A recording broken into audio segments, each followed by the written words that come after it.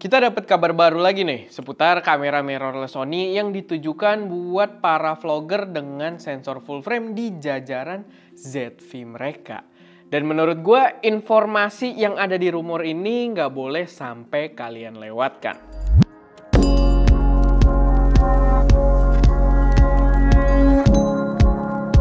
Halo semuanya, selamat datang di channel SM Media dengan gue Erwin. Dan pada video kali ini gue pengen membahas kabar atau rumor tentang kamera mirrorless full frame Sony yang ditujukan untuk para vlogger dengan jajaran ZV mereka. Dan itu menarik karena berarti ini pertama kali untuk jajaran ZV gitu ya mendapatkan versi untuk full frame-nya. Tapi masuk akal sih karena ZV juga masih baru banget. Sebelumnya adalah kamera compact, lalu masuk ke mirrorless APS-C, dan sekarang kemarin sih sempat datang juga yang kamera compact lagi ya, yang ZV-1F. Cuman sekarang akhirnya datang lagi yang full frame-nya. Paling nggak kabarnya seperti itu. Yang kalau kata Tony Northrup itu bakal dikasih nama Sony ZV-E1. Dan kayaknya masuk akal dengan nama tersebut karena kemarin yang versi APS-C-nya itu ZV-E10. Dan biasanya kalau kamera-kamera full frame Sony itu pakai satu angka di belakangnya gitu ya. Dan ya menurut gue masuk akal dengan penjelasannya si Tony Northrup. Cuman buat yang nggak tahu, Sony ZV-E10 sendiri itu sebenarnya adalah kamera yang cukup fenomenal. Kalau kalian memang tujuannya pengen jadi content creator, pengen jadi vlogger gitu ya. Menurut gue itu kamera yang wajib banget kalian lirik. Kamera yang selalu masuk ke dalam jajaran rekomendasi gue. Dan kalau belum nonton silahkan cek karena kita ada reviewnya juga. By the way, kalau kalian nonton video ini harusnya kita kemungkinan lagi jalan untuk trip kedua Creative Adventure ke daerah di Jawa Tengah. Dan ya semoga bakal lebih seru, semoga lancar dan bisa dapat shot-shot yang lebih epic dari perjalanan yang pertama kita kemarin.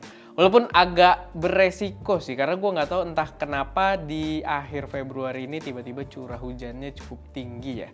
Jadi agak-agak bikin worry juga kita buat ngetrip nyari foto video. Tapi nggak apa-apa, kita tetap jalan dan semoga aja dapat konten yang bagus. Dan jangan lupa buat pantau.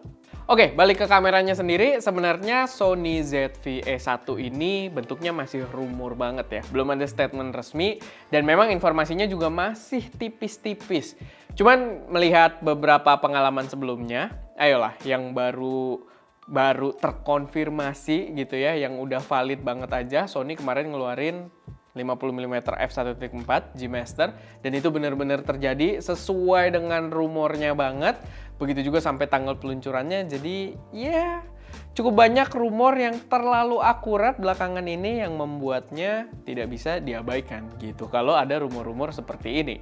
Belum lagi untuk Sony ZV-E1 ini, itu dirumorkan di sonyalpharumors.com, dia kemungkinan bakal diluncurkan di akhir bulan Maret ini. Yang berarti itu nggak terlalu lama lagi. Dan di artikelnya sendiri, jadi dia kayak dibagi dua gitu. Dan soal peluncurannya di akhir bulan Maret ini adalah bagian dari rumornya yang disebut-sebut paling verified gitu, yang paling reliable. Mungkin rumor yang memang dikeluarkan dari sumber yang sebelumnya ngasih rumor-rumor yang tepat gitu. Jadi dia memverify itu, walaupun bentuknya masih rumor, jadi nggak berhak juga dia buat verify, tapi ya paling enggak dia sangat pede gitu ya, si Sony Alpha Rumors ini sangat pede dengan peluncuran kamera ini. Sebenarnya si ZV-E1 ini kita sebut aja karena nama aslinya juga kita belum tahu apa. Tapi menurut gue jadi agak membingungkan untuk jajarannya Sony sendiri. Karena posisi yang dia tawarkan sebagai kamera vlogging full frame menurut gue itu kayak ngedepak A7C sebenarnya. Dan kalau si ZV full frame ini nongol, apakah A7C bakal hilang? Atau mungkin nantinya tetap hadir juga, karena sempat ada rumor juga tentang A7C gitu kan. Dan apakah tetap bakal hadir tapi dalam kelas yang berbeda? Ya kita tidak tahu, tapi ya paling nggak apapun yang terjadi, gue yakin kayaknya bakal cukup ruwet sih. Tapi ya itu agak membingungkan buat gue. Cuman untuk si ZV-E1 ini sendiri ya dengan rumornya makin berkembang, makin terkonfirmasi oleh si Sony Alpha Rumors ini yang mengatakan source-nya itu dari reliable source banget. menurut gue menarik buat kita bahas. Lalu selain peluncurannya di akhir bulan Maret nanti, salah satu kabar yang pede banget si Sony Alpha Rumors ini, dia sangat yakin karena berasal dari source yang reliable menurut dia, itu adalah soal harganya yang katanya bakal dijual di bawah harga 3.000 US dollar. Dan menurut gue hintnya lumayan tinggi ya, di bawah 3.000 US dollar. Jadi gue merasa kamera ini juga nggak akan berada di entry level full frame kayak Canon R8 gitu ya, kayak Canon R8. Karena R8 aja harganya di sekitar 1.300 kalau nggak salah. Sedangkan di sini hintnya di bawah 3.000 gitu. Jadi masih mungkin 2.700, 2.500 gitu kan. Harga-harga yang bukan harga entry level juga. Tapi itu yang bisa apa ya, jadi balik lagi di artikelnya kebagi dua bagian, itu yang dia pede banget.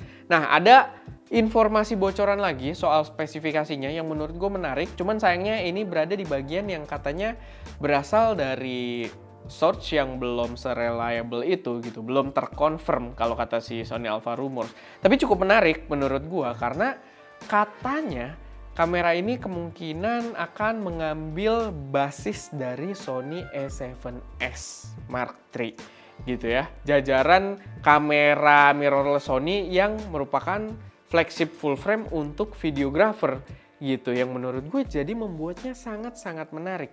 Katanya sih spesifikasinya itu kurang lebih mirip juga, dia akan membawa ukuran sensor full frame dengan resolusi 12 megapiksel, nggak terlalu gede, tapi ya kalau dipakai untuk penggunaan memang tujuannya untuk video, akan lebih kepake gitu ya, karena ukuran per pixelnya lebih gede, jadi low light-nya lebih bagus. Begitu juga sensor pixel readout-nya bakal lebih cepat, yang bisa memberikan performa video yang lebih baik juga gitu, kayak rolling shutter-nya bakal lebih bagus, atau mungkin frame per second-nya juga, karena salah satu spesifikasi yang tertulis juga di situ adalah dia mendukung sampai 4K 120p no cropping, 4K slow-mo no cropping, dan menurut gua itu pastinya menarik banget.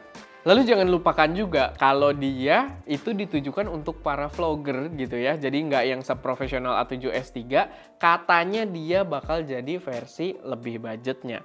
Karena di artikelnya juga digambarin, bukan di artikelnya deh, apa di Tony Northrup ya, digambarin kalau si A7S Mark III itu di atas 3.000 US dollar, dan makanya hint dari kamera ini di bawah 3.000 US dollar. Kenapa dia di hint kayak gitu? Karena mungkin memang dia basisnya adalah A7S Mark III, cuman dibikin yang versi lebih murahnya untuk para vlogger gitu ya, untuk content creator, yang menurut gue pastinya posisi yang sangat menarik juga. Lalu yang tertulis di artikel itu juga katanya kamera ini tidak membawa EVF sama sekali. Jadi ini ZV banget ya, karena kalau kita berbicara soal A7C itu masih bawa walaupun kecil, dan kalau ZV-E10 dia memang nggak bawa juga gitu EVF. Jadi ya ini mungkin memperkuat kalau memang jajaran kamera yang bakal keluar ini adalah dari jajaran ZV gitu, walaupun ya agak disayangkan ya, tapi ya balik lagi, menurut gua ini adalah kamera yang cukup menarik buat kita pantau, dan gak terlalu lama juga buat nunggunya, sampai akhir Maret nanti doang. Dan kalau dari konsep yang dijabarkan di rumor tersebut, kamera A7S Mark III dalam versi yang lebih murah dengan pengurangan beberapa feature, menurut gua why not gitu, dengan membawa 4K 120p di sensor full frame, menurut gue jadi kamera yang memang menarik juga buat kita pertimbangkan, atau ya buat kita pantau dulu gitu, bener atau enggak kamera ini bakal hadir.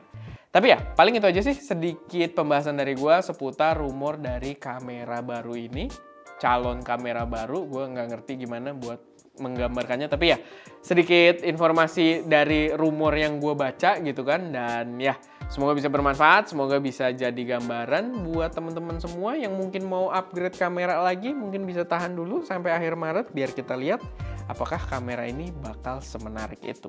Oke, paling itu aja, semoga bermanfaat. Gue Erwin, di belakang kamera Adaska. Mungkin gue harus ingetin, pantau Instagram kita, SMedia, dan juga @erwin.chuy, karena kita lagi nge-trip gitu kan, dan mungkin update-update paling cepat adalah di Instagram kita nantinya. Jadi ya jangan lupa buat follow juga. Oke, paling itu aja. Gue Erwin, di belakang kamera Adaska, dan jangan lupa untuk berkarya.